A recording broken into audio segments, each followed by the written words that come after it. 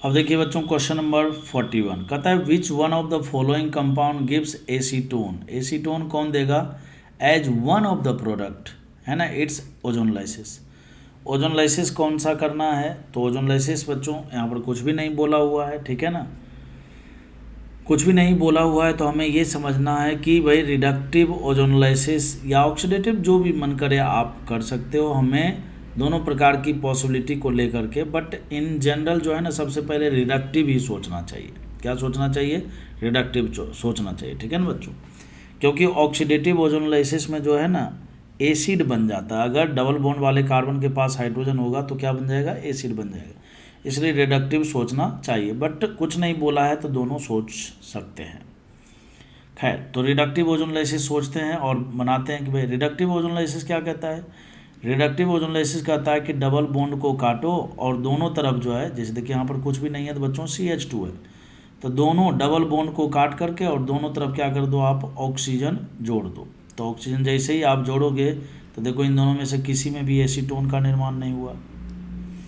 फिर बच्चों यहाँ से जैसे ही आप काटोगे तो यहाँ पर जैसे ही आप कट करोगे तो देखो यहाँ पर C डबल बॉन्ड O, और दूसरे तरफ बच्चों यहाँ पर देखिए एसीटल्डिहाइड का निर्माण हुआ, ये भी नहीं होगा।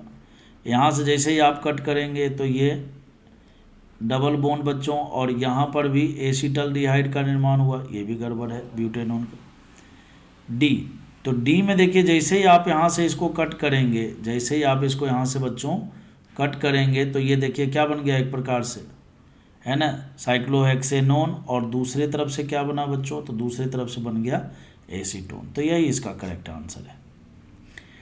अब देखिए इस क्वेश्चन में अगर आप रिडक्टिव ओजोनलाइसिस की जगह पर अगर ऑक्सीडेटिव ओजोनलाइसिस करते तो भी केवल एक ही ऑप्शन ऐसा है जहां से आपको कीटोन बोले तो एसीटोन बनता हुआ दिख रहा है, ठीक है ना बच्चों, और वो क्या है, D। तो कुल मिलाकर D आंसर होगा।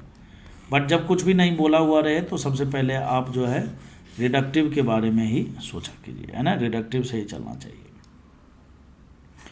क्वेश्चन नंबर 42 में कहता है कि addition of HCl to the 3,3 dimethyl 1 butene.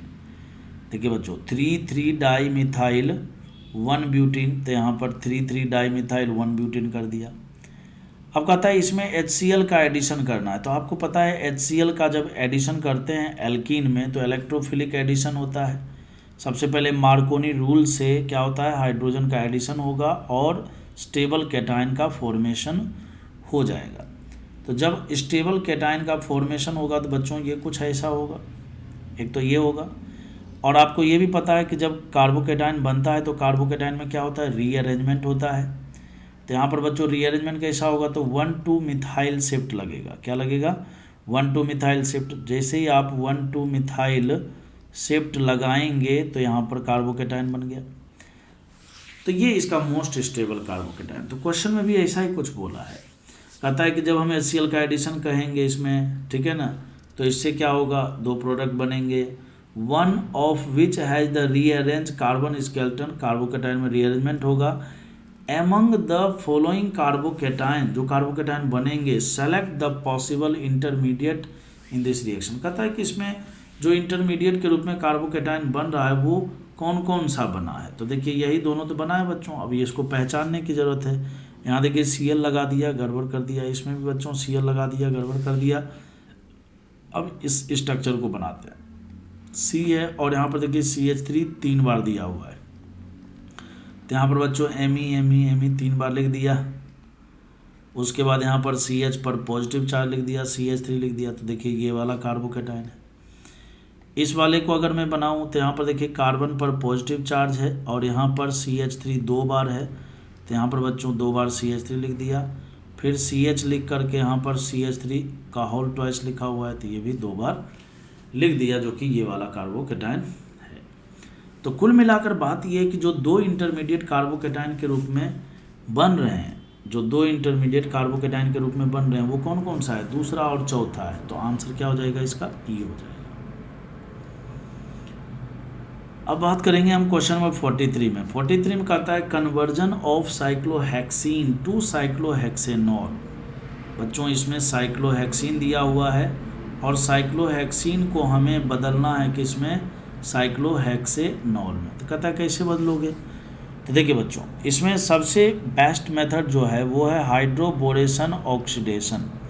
आपको पता है कि हाइड्रोबोरेशन ऑक्सीडेशन में क्या करते हैं, BH3 के साथ THF लेते हैं, ठीक है ना बच्चों, और फिर H2O2 के साथ क्या लेते हैं, OH- लेते हैं। और ऐसा करने से क्या होता है, एंटी मार्कोनी रूल से एल्कीन कन्वर्ट हो जाता है किसमें, है ना, किसमें बच्चों, एल्कोहल में कन्वर्ट हो जाता है। तो हाइड्रोबोरेशन ऑक्सीडेशन इसका आंसर हो जाएगा।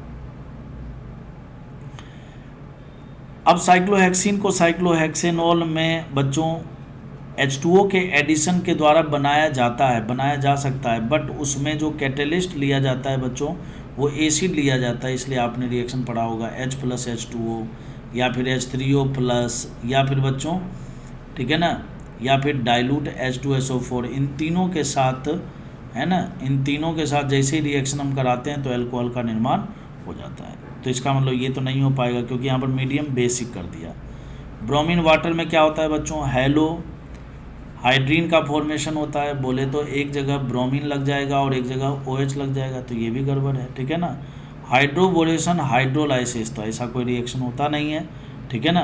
तो कुल मिलाकर बात ये है कि इसका आंसर क्या हो जाएगा, C हो जाएगा। तो मैं समझता हूँ कि आपको इस क्वेश्चन का सॉल्यूशन समझ में आ गया होगा। क्वेश्चन नंबर 44 में है, कहता है कि ट्रांस साइक्लोहेक्सीन 1,2-डाइओल can be obtain by the reaction of cyclohexene. इसमें भी देखिए ऐसा ही कुछ है, कहता है कि साइक्लोहेक्सीन जो है ना, इसको हमें कन्वर्ट करना है किस में, ट्रांसफॉर्म में। तो ट्रांसफॉर्म में भैया तो यहाँ पर OH लगा दिया और यहाँ पर OH लगा दिया। क्या मैंने बोला, ट्रांस साइक्लोहेक्सेन 1,2-डाइओल बनाना है, किससे बनाना है, साइक्लोहेक्सीन से। किससे बनाएंगे भैया, तो बनाएंगे हम इसे, देखिए एक तो बच्चों KMNO4 भी कोल्ड लेना पड़ेगा। तो जब हम कोल्ड KMNO4 लेंगे तब बच्चों यहाँ पर 1,2-डाइओल बनता है, लेकिन सिन एडिशन से बनता है, इसीलिए यहाँ पर सिस फॉर्म वाला बनेगा, जबकि हमें क्या बनाना है, ट्रांस। तो ये तो नहीं हो पाएगा।